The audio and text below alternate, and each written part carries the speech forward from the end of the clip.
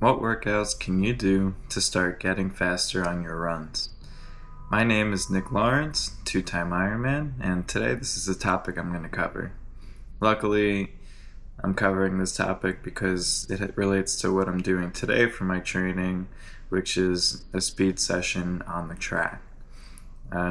So there's been and probably always will be a lot of argument about how you need or how you will get faster in your running, and a lot of people say that you'll get faster just by doing tons of zone 2 work and just letting your speed creep up slowly over time. But in my experience, this just really hasn't been the case. Like, I've done 2 full Ironman over the last 3 years, and most of the training for each of those training blocks, is typically in that zone 2, zone 3 pace that everybody's talking about. And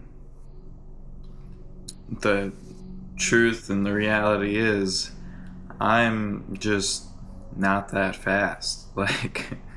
And, this isn't a reason why you shouldn't listen to me. This is actually a reason why you should listen to me. So the first Ironman training block that I did to complete Ironman Lake Placid in 2022, I did almost no quote-unquote speed work, and just, my goal for that race was just to finish. And, I didn't care if I finished in 16 hours, just under 17 hours, which is the time cutoff for the race. I didn't care. I just wanted to finish the race. And it showed in my results. I really did come up right up on that time cutoff for the race. I finished my first Ironman in 16 hours and 38 minutes, and I will always be super happy with the results of that race. That was my first Ironman. I got it done. I got it done off an injury. Very proud of myself. But I definitely wasn't fast, and I wasn't able to hold much speed for long periods of time. Now, fast forward to this past Ironman prep, where I shaved nearly 3 hours off my overall time, and that included a whole hour off the marathon, a whole hour off the bike, and some time off the swim. If you do the math in there was a little bit more than an hour shaved in certain events. Between the bike and the run, there was a little bit more than an hour shaved off. And I'd say, aside from having a more intelligent training plan the second time around, one of the biggest changes was there was a lot more speed work added to my training plan. Now, I don't want to dig too deep into what speed work is. I'd rather dig into where you can start so that you can start reaping the benefits of speed work. And I'll tell you this with the thought in mind that over this next few months, I am primarily focusing on speed. My goal for the next 3 months is to get faster in the run. So this is the best time for me to be talking about this. So what I've been programming into all of my weekly runs so far has been 4 to 8 sets of striders. So I'm ending pretty much every run with either 4 or 8 sets of striders, 20 seconds each, about 100 meters each. And those really open up your stride, as the name implies, and they give your body a taste of the speed that you're comfortably able to build up to. So the process of starting a strider is you'll start off in a fast jog, and over the course of the 100 meters or so, you're constantly speeding up. You're not sprinting, but you're getting to probably 85-80% sprint, And by the end of the 4 sets, like, my heart rate is pretty high. So, like, it's not like a casual effort, and it really does. It's like doing these every day is basically like your sprinting efforts every day. It's just gonna like build up that stability for your legs, um, to allow you to push harder. So is the workout like I'm gonna be doing today, or tonight, I should say, because I had to wait for the schools to finish with the tracks. Um, so the workout tonight that I'll be doing is a 2 mile warm up, 4 sets of 100-meter striders, and then the main set of the workout is 6 400-meter runs around the track with 200 meters of jog time in between each set of 400-meter sprints. And I call it a sprint because nowadays, like, anything in that zone 4, zone 5 speed effort is a sprint to me. But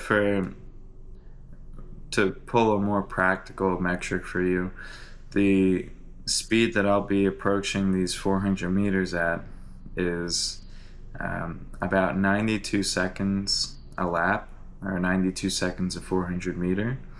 And if you do the math on that, that's about a 6-minute pace. So for me, somebody who holds a zone 2, zone 3, like teetering on the two of them depending on the heat in the season, of a zone 2 around 10 minutes to 10 minutes and 30 seconds, and that's a pace that I should be able to hold for about a marathon.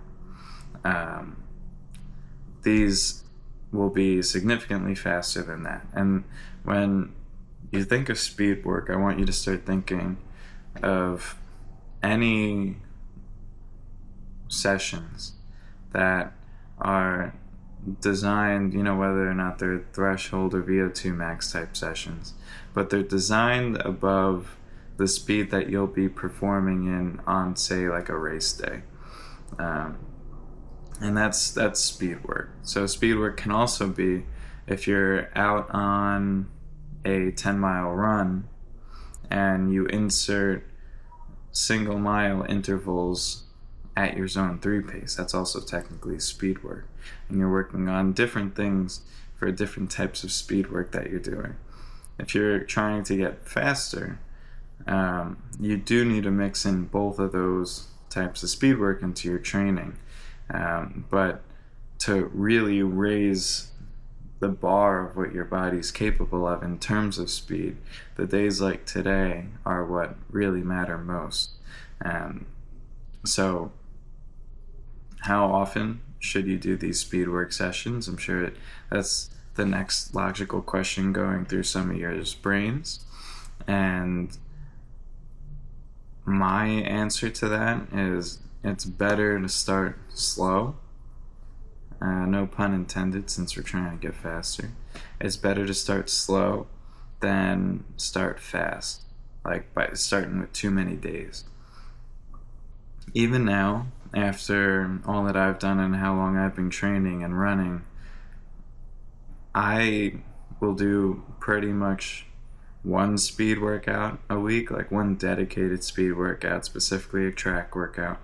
I'll only do one a week per discipline. So one speed day of running and one speed interval powered day of biking at most. If I do any more than that, I start to turn into a bit of a baby, and I text my coach and I say, why are we doing more speed works this week? I tend to recover slowly, especially at the beginning of a training block. Your ability to recover will improve the more training you do and the farther along into your fitness you become. But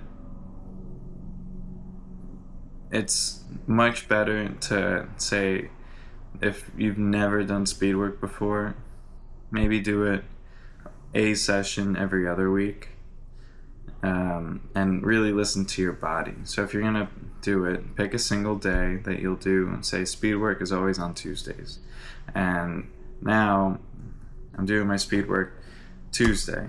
Today's Monday, but say I'm doing my speed work Tuesdays. It's gonna take you a little bit more time to recover from this session than other workouts. So now, as the days go on, and you can see like, all right, so now my calves are a little bit more tight, my hamstrings are more tight, my quads are more burnt. It's taking me a few days to recover from this. Monday comes around the next week and you're still feeling a little bit like a little off when you're just getting started. So now, thinking smart and thinking from a longevity perspective of, I would like to be running for a long time without getting injured. So what I would then suggest is, rather than doing that speed workout that Tuesday, just keep it a normal run. So like at that rate, you'd be doing Tuesday, and then every run until the 2 weeks later, Tuesday is just a normal run, and then you hit your speed session that next Tuesday. And I'm incessantly repeating this because I know what the tendency is, and I know what I've done, and I know what some of you are probably going to do. And the only way for that to really get ingrained into your head is this repetition of me just saying literally the same thing over and over again until, I think the rule is, it's the rule of 9. So concepts and thoughts and orders and stuff like that don't ever really get drilled into your head until your brain hears it 9 times. Like the first 3 times you're like, yeah, okay. Like maybe I won't do speed every week, or maybe I should start slow. But what your subconscious brain is like just immediately pushing it to the side, one ear out the other.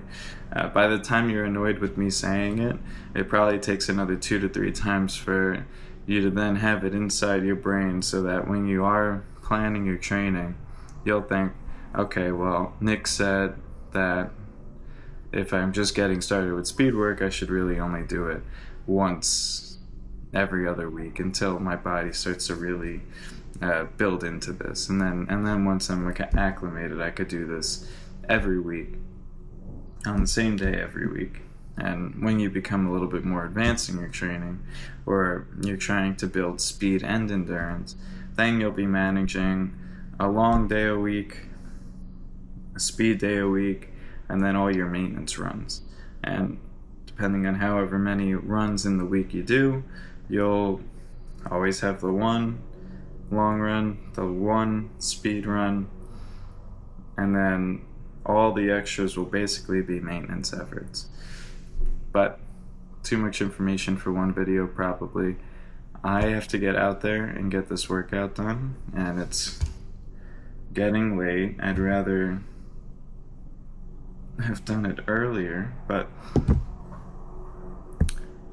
this is actually a direct relation to probably one of the videos that I filmed either yesterday or the day before. So I'm going to get out there, I'm going to do this workout, maybe I'll check in after, but if not, the main takeaway, in order for you to get faster, you need to start doing speed work. You need to be careful when you start adding speed work into your sessions. You do want to be building speed and your base together in a smart way, and hopefully this helps some of you. Okay? YouTube, good night.